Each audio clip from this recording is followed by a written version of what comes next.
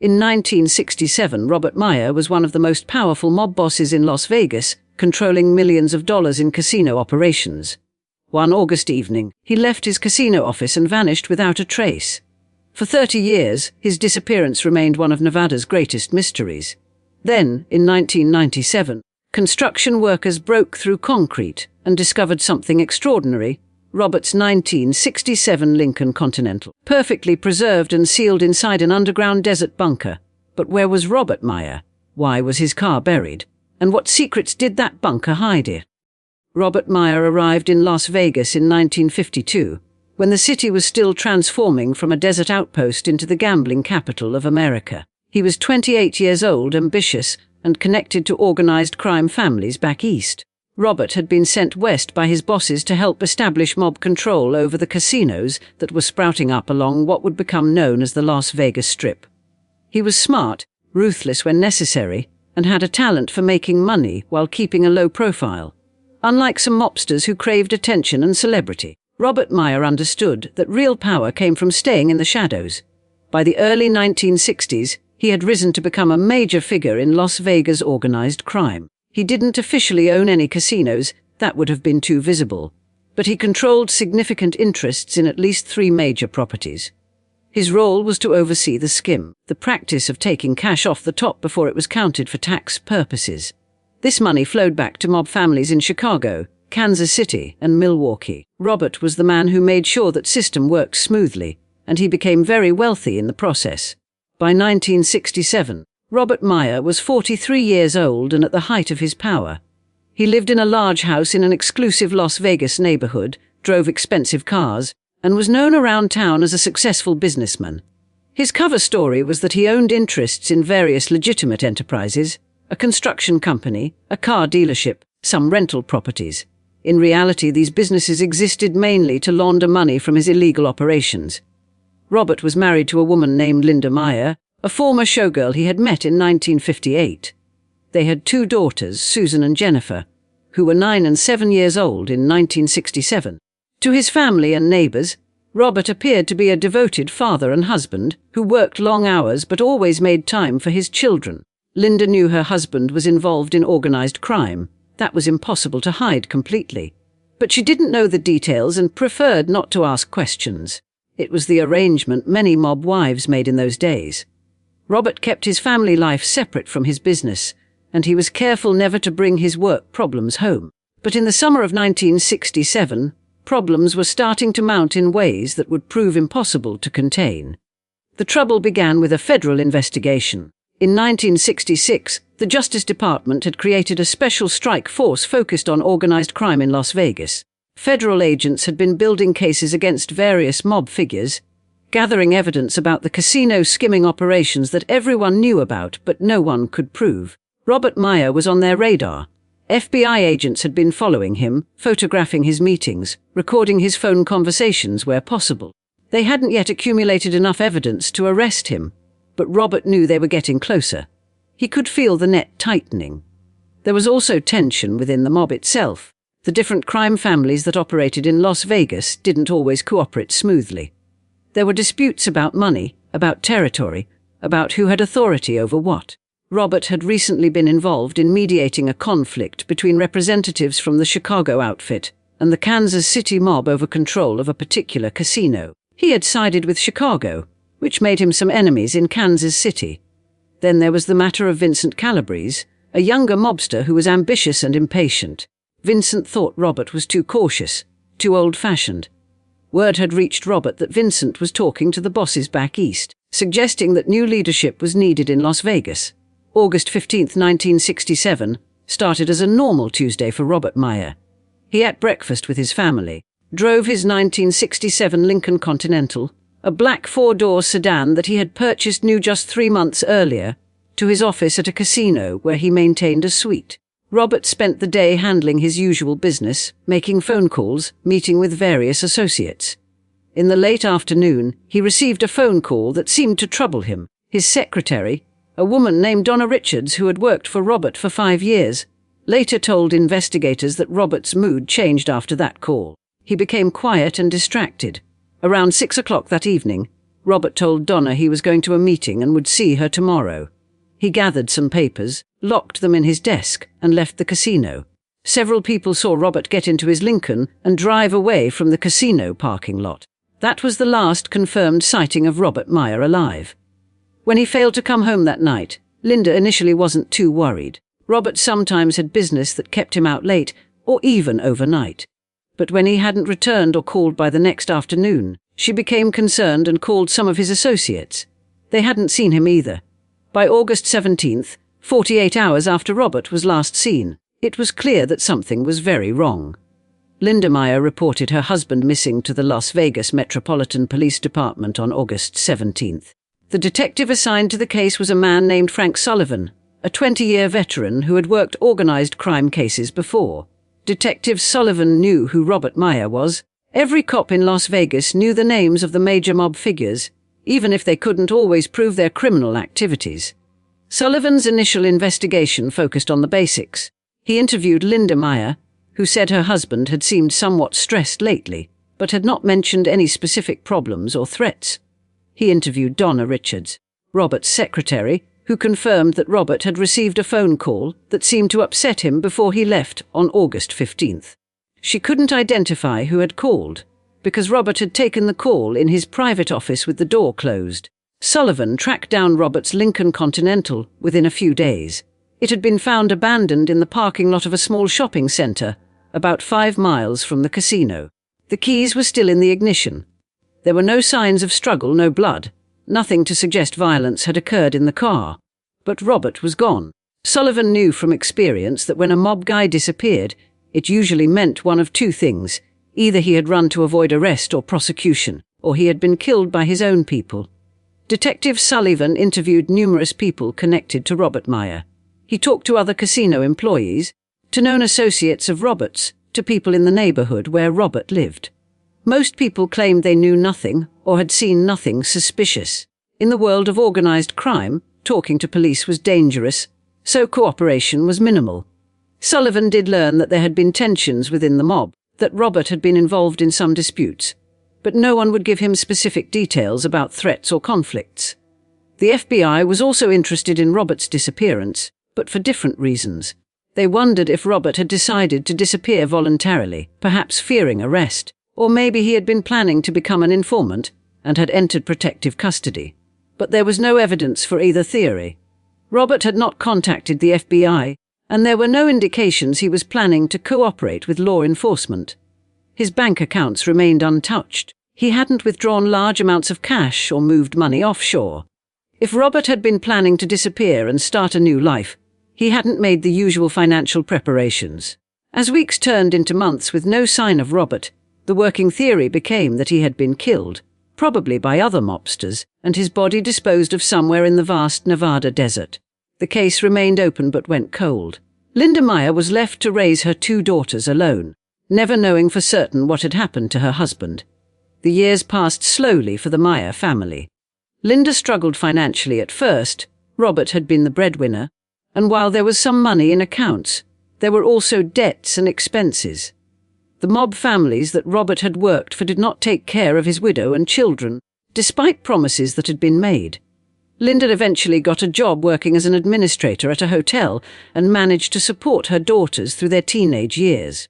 Susan and Jennifer grew up with the shadow of their father's disappearance hanging over them. Their classmates knew their father had been connected to organized crime. There were whispers and rumors. Both girls struggled with anger and confusion about what had happened. Had their father abandoned them? Had he been murdered? They would never know. Linda Meyer died in 1989 from cancer, having spent 22 years without knowing her husband's fate. Susan and Jennifer, now adults with families of their own, had long since accepted that they would probably never learn the truth about what happened to Robert Meyer. The case was ancient history, filed away in boxes in a police storage room, remembered only by a few old detectives who had worked it. But in 1997, 30 years after Robert disappeared, the mystery would take a bizarre and unexpected turn that would shock everyone who had known the case. In July of 1997, a construction company called Desert Development was working on a large project about 40 miles northeast of Las Vegas. The company had purchased a large tract of desert land, and was preparing it for a new housing development. This area of Nevada had once been remote and empty, but Las Vegas was growing rapidly in the 1990s, sprawling out into the desert in every direction. The construction crews were using heavy equipment to grade the land, removing rocks and vegetation, preparing the ground for roads and houses. On July 23, 1997, a bulldozer operator named Carl Henderson was working on clearing a section of land when his machine hit something solid beneath the sand and rock. At first, he thought it was just a large boulder, common in the desert. But when his foreman, a man named Jack Pearson, came to investigate, they realized it wasn't natural rock, it was concrete. Using hand tools to carefully dig around the obstruction, the crew discovered what appeared to be a concrete structure buried in the ground. It was a large rectangular shape, approximately 30 feet long and 20 feet wide, buried about 8 feet below the surface. Jack Pearson called his supervisor and reported the discovery. The supervisor contacted the local authorities, concerned that they might have found something significant. The Clark County Sheriff's Department sent officers to investigate the concrete structure that Desert Development had uncovered. The responding officer was Deputy Michael Torres, a young deputy who had only been on the force for 3 years. When Torres arrived at the construction site and saw what they had found, he immediately called for more senior officers and for the department's investigative unit. It was clear this wasn't just some old foundation or buried debris. The concrete structure was deliberate and substantial. Over the next several hours, construction equipment carefully removed the dirt and rock covering the structure. What emerged was an underground bunker approximately 30 feet long, 20 feet wide, and 10 feet deep. The concrete walls were thick, poured solid, built to last. On the surface, there was a steel door that had been sealed with concrete. Someone had gone to considerable effort and expense to build this bunker and then seal it shut. The question was why.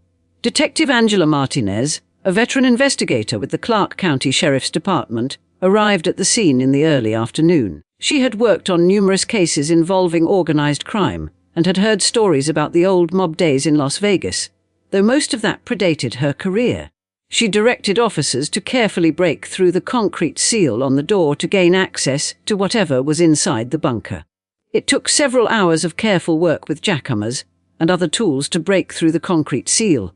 Detective Martinez wanted to preserve as much evidence as possible, so the work proceeded slowly and methodically. Finally, as the sun was setting over the desert, they managed to create an opening large enough to enter. Martinez and 2 other officers equipped themselves with flashlights and protective gear, not knowing what they might find inside. The door was eventually forced open, and Martinez shone her flashlight into the darkness beyond. What she saw took her breath away. Inside the underground bunker, covered in 30 years of dust, sat a black 1967 Lincoln Continental. The car was in remarkable condition, protected from the elements by the sealed bunker. The suicide doors were closed. The white wall tires had deflated over time, but the car was otherwise intact. On the dusty concrete floor around the car were various items, some metal drums, some wooden crates, and what appeared to be file boxes. Martinez's team carefully documented everything before disturbing the scene. They took photographs from every angle, measured distances, made detailed notes. Then they began to search the vehicle. The car doors were unlocked. Inside, they found registration papers in the glove compartment. The car was registered to a man named Robert Meyer at a Las Vegas address. That name meant nothing to the young officers on the scene, but when they ran it through their database, they discovered something extraordinary. Robert Meyer was listed in the database as a missing person from 1967. The case was 30 years old, long considered cold. Detective Martinez called the Las Vegas Metropolitan Police Department and asked them to pull whatever files they had on the Meyer case. Within hours, she had copies of the original investigation reports from Detective Frank Sullivan. Reading through those reports, Martinez learned about Robert's connection to organized crime, about his disappearance in August of 1967, about how his car had been found abandoned in a shopping center parking lot. But that couldn't be right. The car found in the bunker was also registered to Robert Meyer, with the same vehicle identification number. Martinez checked the records more carefully and discovered the discrepancy. The car found in the parking lot in 1967 had been a rental, though at the time investigators had believed it was Robert's personal vehicle. Robert's actual Lincoln Continental, the car registered in his name, had never been found. until now, 30 years later, sealed in an underground bunker in the desert. The discovery raised more questions than it answered. If Robert's car had been hidden in this bunker all along, what did that mean? Had Robert driven it here himself? Had someone else put it here? And most importantly, where was Robert Meyer's body? Detective Martinez assembled a team to thoroughly investigate the bunker and its contents. The metal drums found inside proved to contain gasoline, 30-year-old gasoline that had long since degraded but was still identifiable. There were 5 drums, each containing about 50 gallons. The wooden crates held canned food, water bottles, medical supplies, and other survival items, all from the 1960s. The file boxes contained documents, business records, financial ledgers, notebooks with names and numbers. All of this would need to be carefully examined. But the most pressing question was whether Robert Meyer's body was somewhere in or near the bunker. A forensic team searched the bunker thoroughly, using ground-penetrating radar to check beneath the concrete floor and around the exterior. They found no evidence of human remains. The bunker appeared to be exactly what it looked like, a storage space where Robert's car and supplies had been hidden, but not a grave. The FBI was contacted and became involved in the investigation, given the organized crime connections. Special Agent David Richardson, who specialized in historical organized crime cases, reviewed the evidence and offered a theory. He believed the bunker had been built by Robert Meyer himself, probably sometime in the year or two before his disappearance. In the 1960s, during the Cold War, it wasn't uncommon for wealthy or paranoid people to build underground shelters. But this bunker seemed designed for more than surviving nuclear war. Agent Richardson theorized that Robert Meyer had been preparing to disappear. The bunker was stocked with supplies, food, water, gasoline. The car was hidden there, presumably so Robert would have transportation if he needed to flee quickly. The documents in the file boxes might have been insurance, records that could prove mob activities, perhaps intended as leverage or protection. But if Robert had been planning to vanish, something had gone wrong. He had disappeared on August 15, 1967, but his car was sealed in the bunker, and he was nowhere to be found. Either Robert's plan had been interrupted before he could execute it, or someone had discovered his bunker and sealed it to hide evidence. Detective Martinez and her team began the painstaking work of going through the documents found in the bunker. Many of them were damaged by time and moisture, but some were still readable. The financial ledgers appeared to track illegal gambling revenues, the skim operations that Robert had overseen. There were names of casino employees who were involved, amounts of money, dates of transfers. There were also notebooks that seemed to be personal journals, written in Robert's handwriting based on comparison with known samples. These journals provided the most revealing information about Robert's state of mind in the months before his disappearance, and what they revealed was troubling. In his journal entries from early 1967, Robert Meyer wrote about feeling trapped. He was tired of the mob life, tired of the constant danger and paranoia, tired of answering to bosses back east. He wrote about his daughters and how he wanted to be a better father, but felt like his criminal activities were poisoning his family's life. He mentioned the FBI investigation and his fear that he would eventually be arrested and sent to prison. He also wrote about specific threats from within the mob itself. Robert noted that Vincent Calabrese, the ambitious young mobster, had been making moves to undermine Robert's position. There were entries describing meetings where Robert felt disrespected or challenged. There were references to disputes over money, to schemes that Robert thought were too risky, to decisions made by the bosses that Robert disagreed with.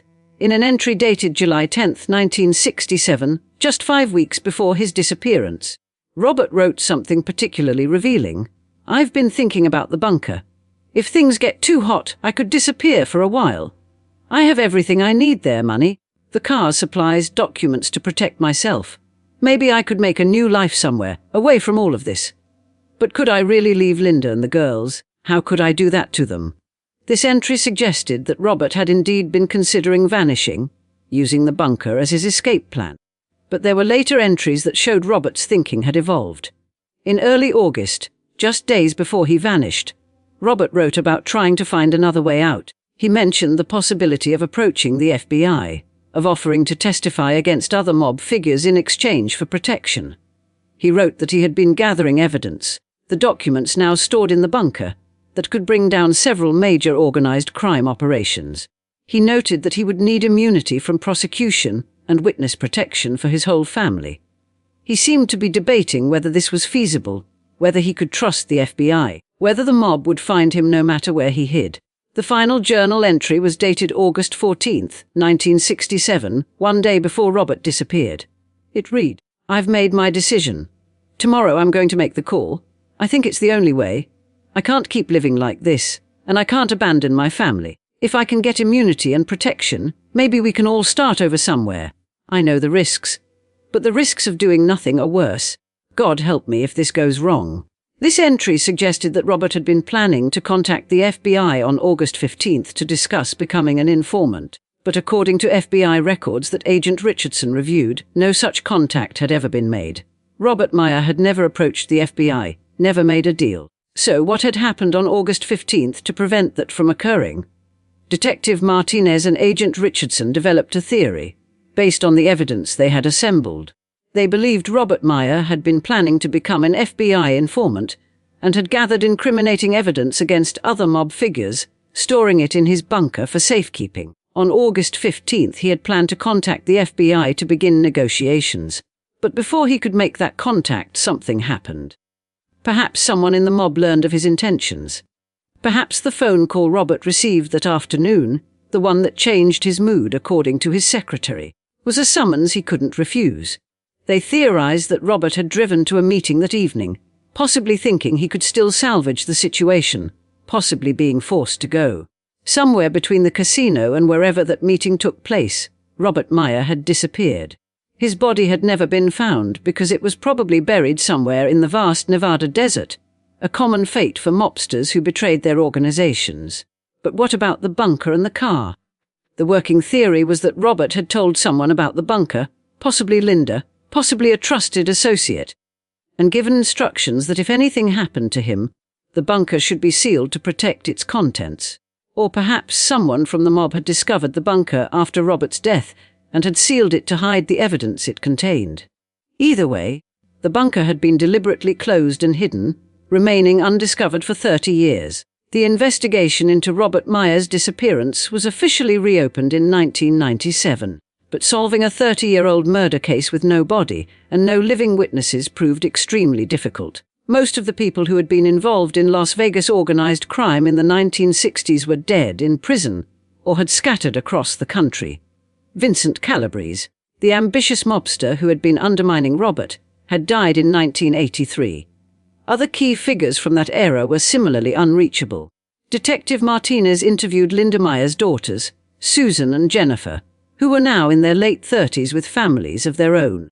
They were shocked by the discovery of their father's car and the bunker. Neither had known anything about it. Their mother had never mentioned such a thing before she died. The revelation that their father might have been planning to become an FBI informant was particularly surprising. Susan and Jennifer had grown up believing their father was simply a mob criminal who had probably been murdered by his associates.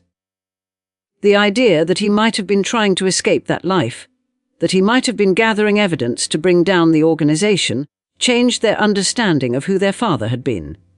Jennifer said something that stayed with Martinez. "I always thought he abandoned us or got what he deserved. But maybe he was trying to do the right thing in the end. Maybe he was trying to get us all out." The documents from the bunker provided valuable historical information about mob operations in 1960s Las Vegas, but most of the people implicated were beyond prosecution. Some were dead, others had already been convicted of various crimes over the years, and the statute of limitations had long since expired on most of the offences documented in Robert's records. Still, the FBI found the information historically significant and began cataloguing everything as part of their organized crime archives. The Lincoln Continental itself became a subject of interest for automotive historians and mob history enthusiasts. A perfectly preserved 1967 Lincoln. Hidden for 30 years, it was like a time capsule.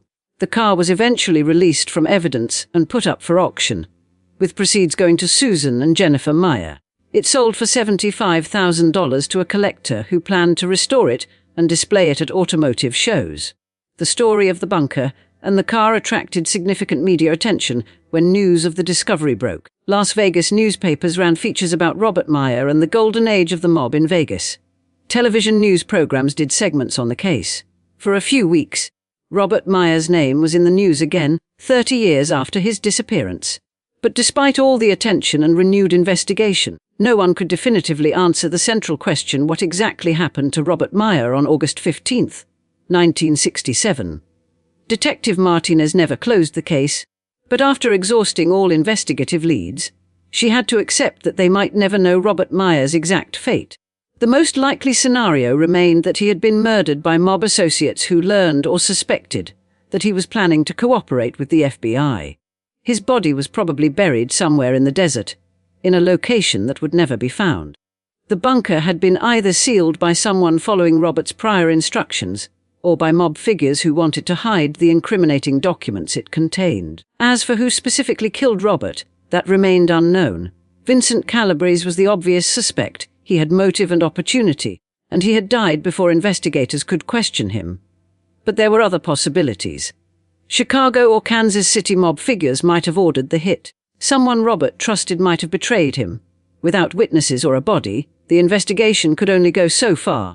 Martinez filed a comprehensive report documenting everything that had been learned, and the case was officially listed as an unsolved homicide. The bunker itself was demolished by the construction company, which proceeded with their housing development.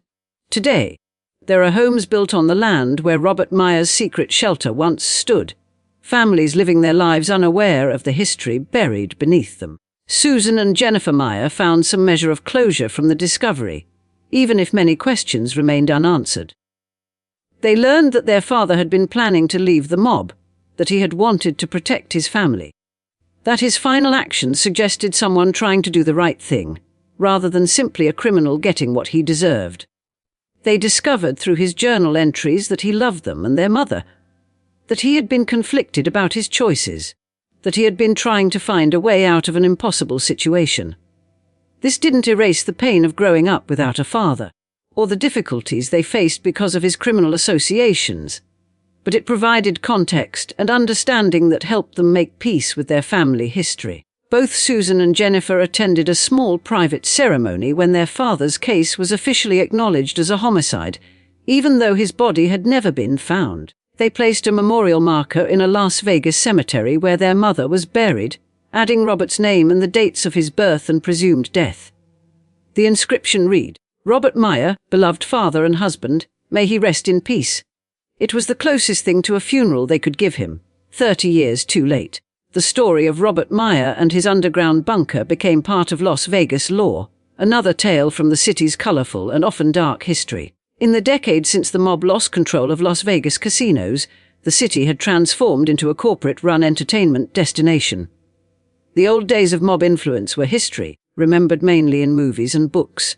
But discoveries like Robert's bunker served as reminders of that era, of the violence and corruption that once defined Las Vegas. Some people who knew Robert back in the day were contacted by media after the bunker was discovered. Most declined to comment publicly, but a few shared their memories anonymously. One former casino employee who had worked with Robert said, "He was tough but fair. He never hurt anyone who didn't have it coming. He kept things running smooth and made sure the right people got paid. A lot of guys in that life were just thugs. But Robert was smart. He could have been successful in any business if he'd chosen a different path." Another person who knew Robert said, "I heard rumors back in '67 that he was thinking about flipping, about going to the feds. If that's true, it took guts. But it also signed his death warrant. The mob didn't tolerate informants, period.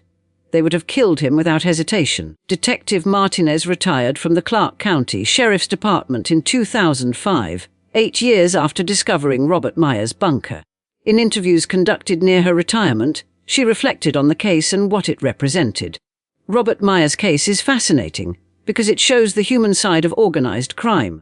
We tend to think of mobsters as just criminals, but they were people with families and conflicts and difficult choices. Robert was clearly struggling with his life in the summer of '67. He knew he was in danger from multiple directions: the FBI, rivals within the mob, the consequences of his own actions. He tried to prepare an escape route with that bunker, tried to gather evidence that might protect him, tried to find a way to save himself and his family. But in the end, his past caught up with him. I believe he was murdered, probably that same day he disappeared, probably by someone he knew and trusted. His body is somewhere in the desert, and we'll probably never find it. But discovering that bunker gave his family some answers, and that's worth something. Martinez kept a photograph of the Lincoln Continental on her office wall until she retired, a reminder of the case that had captivated her and remained unsolved despite her best efforts. Agent David Richardson, the FBI specialist who helped investigate the case, wrote a detailed report about Robert Meyer that was filed in the Bureau's Historical Organized Crime Archives.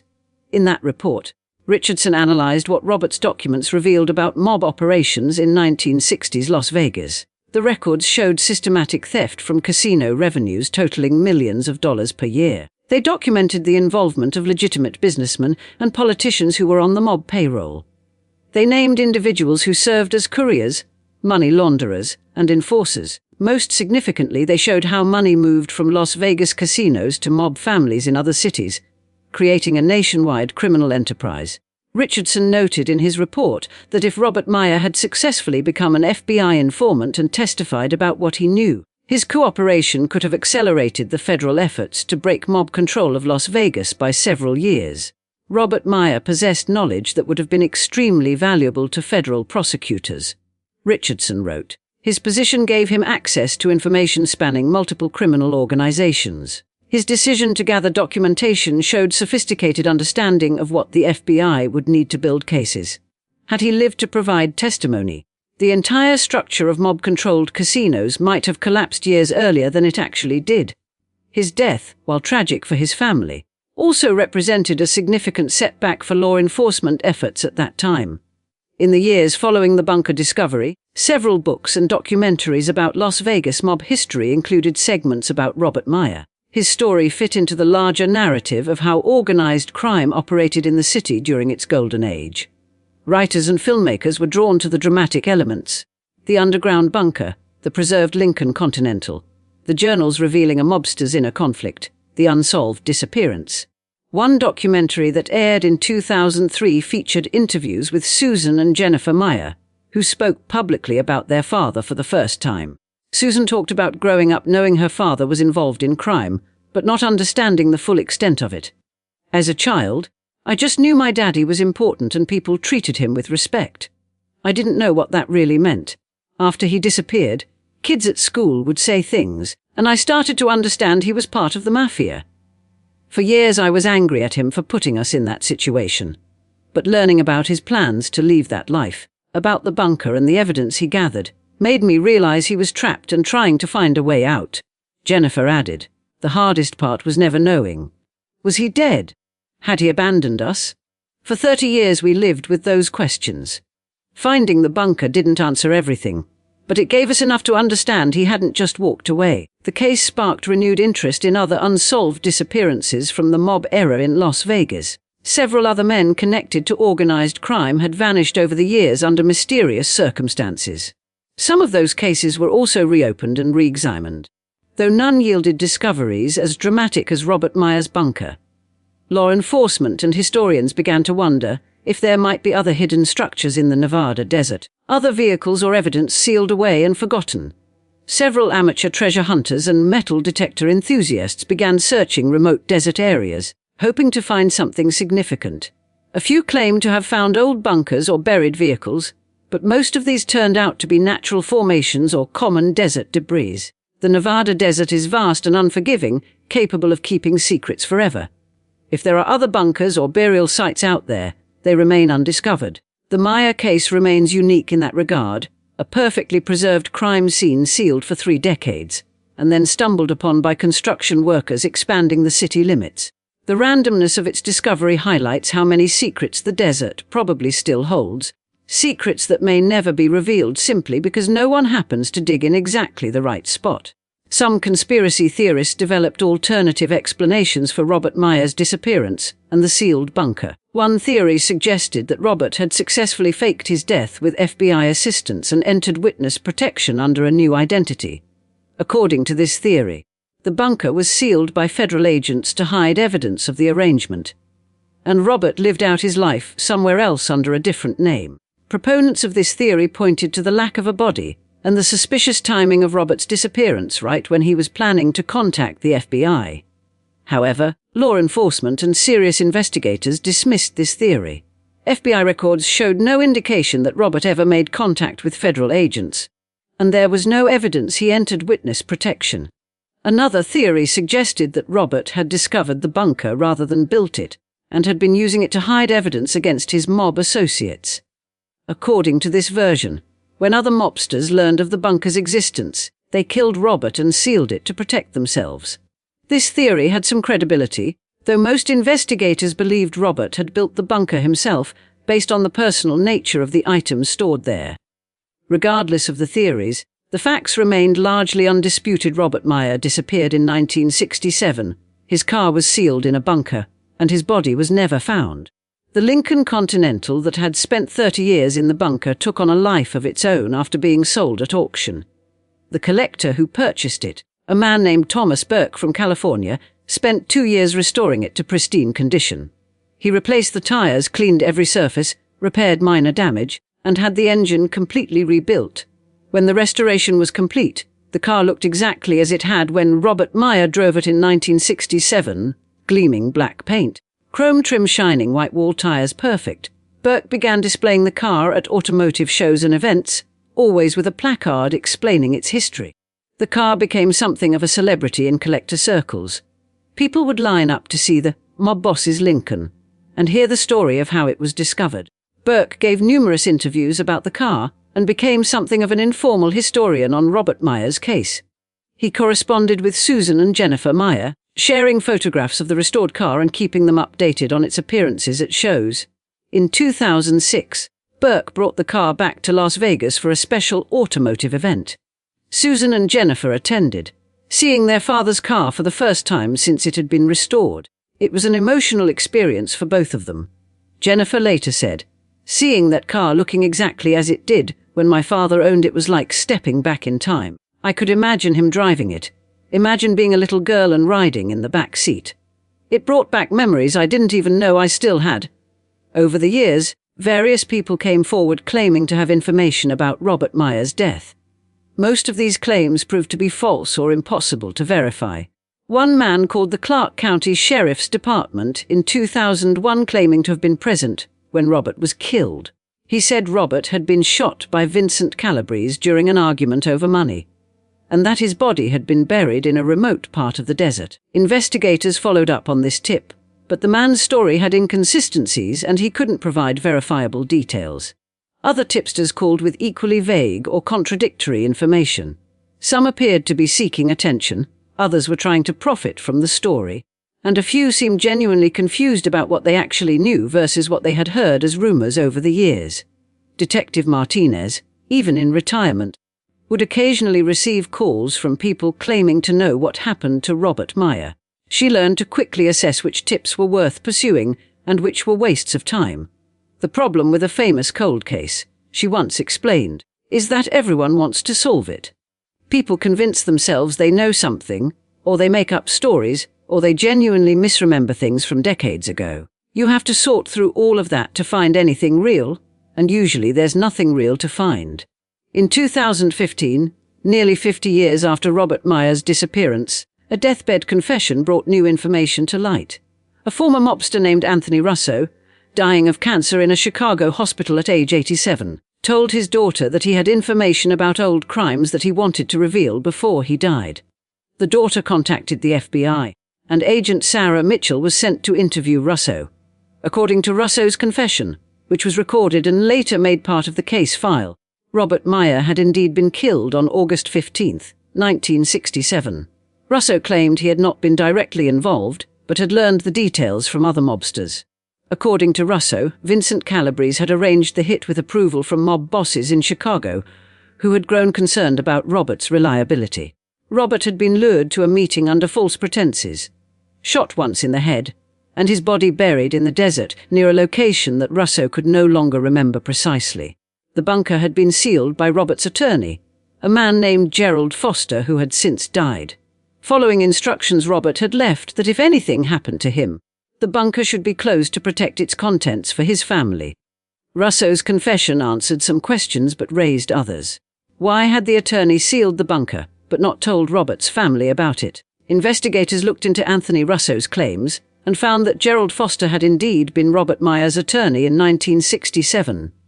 Foster had died in 1991, so he could not be questioned.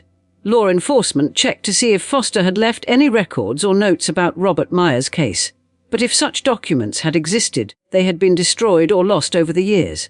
Without additional corroboration, Russo's deathbed confession could not be definitively verified. However, his account was consistent with other evidence and theories that had been developed over the years. Detective Martinez, contacted about Russo's confession, said she believed it was probably accurate in its broad strokes, even if specific details might be uncertain. I think Russo told us what he knew or had heard. The basic story makes sense. Robert was murdered by someone in the mob, probably Calabrese, and his attorney sealed the bunker as instructed. The question is whether we'll ever be able to find Robert's body, and I'm not optimistic about that. The desert is huge and 50 years have passed. If Russo couldn't remember the specific location, and everyone else who might have known is dead, then Robert's burial site died with them. The confession was added to the case file, but the case remained officially unsolved due to lack of physical evidence or remains. In 2017, 50 years after Robert Meyer's disappearance, Susan Meyer died of a heart attack at age 59. She had never fully recovered from the stress and trauma of her father's unsolved case, and her family believed the decades of uncertainty had taken a toll on her health. Her sister Jennifer organized a memorial service where she spoke about how the discovery of the bunker in 1997 had at least provided some closure. Susan spent most of her life not knowing what happened to our father. Finding that bunker and learning about his plans to leave the mob gave her peace that he hadn't simply abandoned us. She died knowing he loved us and tried to do right by us in the end. That's something.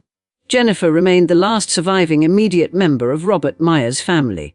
She became the keeper of his memory, maintaining contact with people who had known him and preserving documents and photographs from his life. She created a small private website dedicated to her father's memory, where she posted family photos and information about the case. The site was not sensational or exploitative. It was simply a daughter's attempt to ensure her father was remembered as a full human being, not just as a mob boss who vanished or as a historical curiosity. Jennifer wrote on the website, "My father made choices I don't agree with. He was involved in criminal activity that hurt people and broke the law.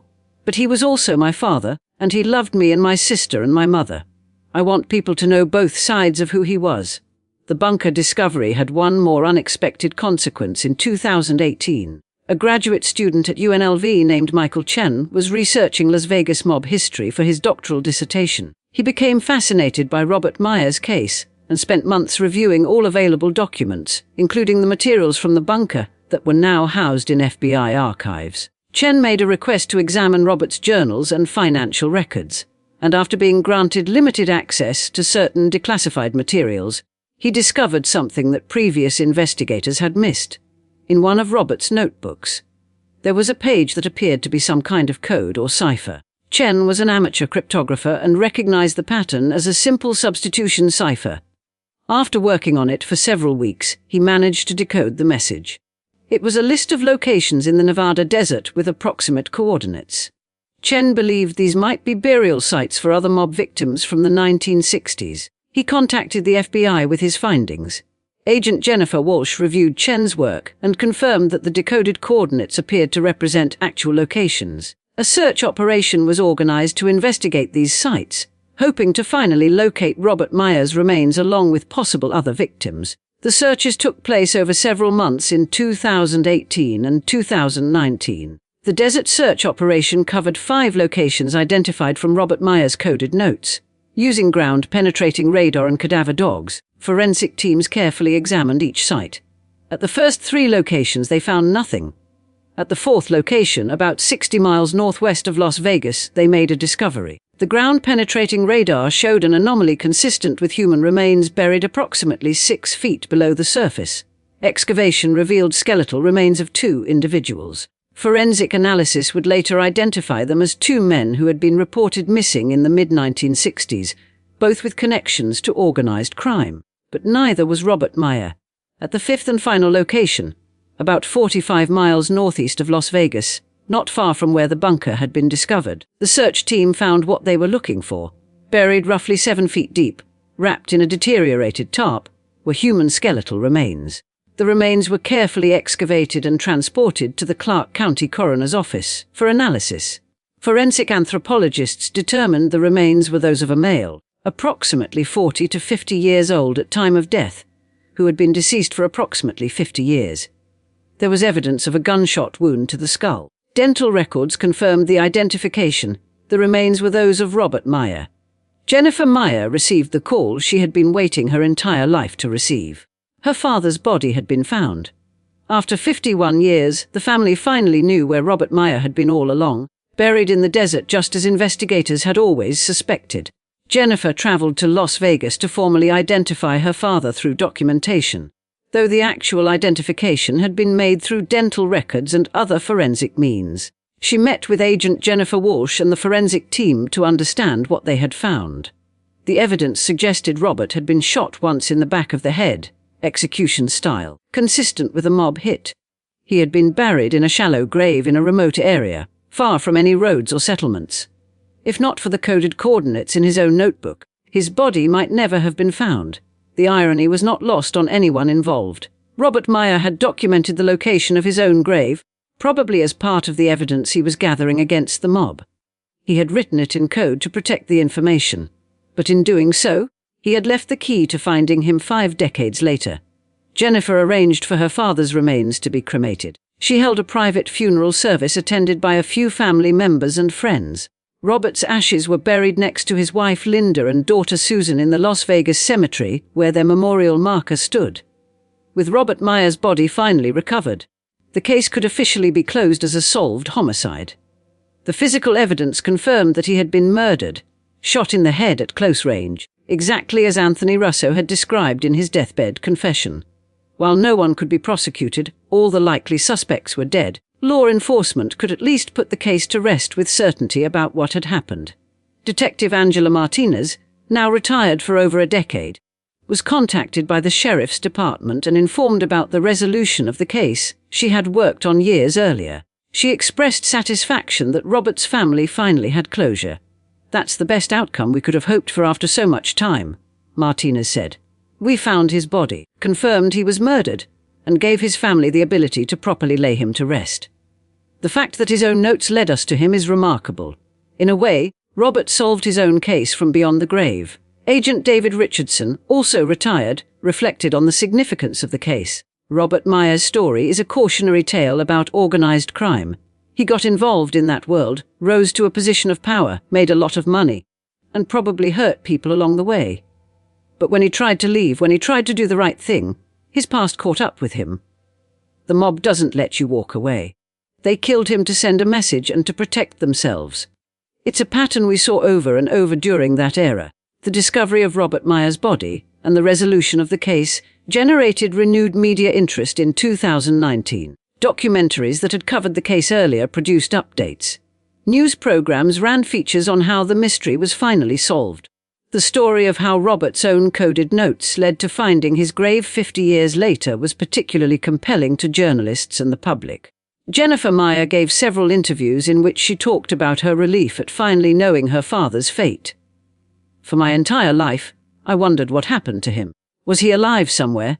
Was he dead? Where was he? Now I know.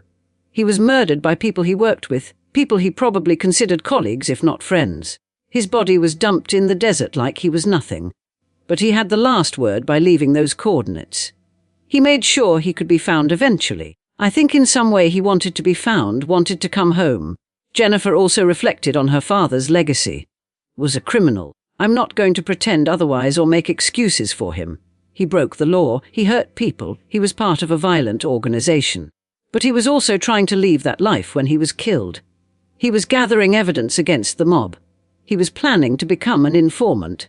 He was trying to protect his family. That doesn't erase what he did, but it shows he was more complicated than just a mob boss who got what he deserved." The coded notes that led to finding Robert Meyer's body became a subject of study for cryptographers and forensic investigators.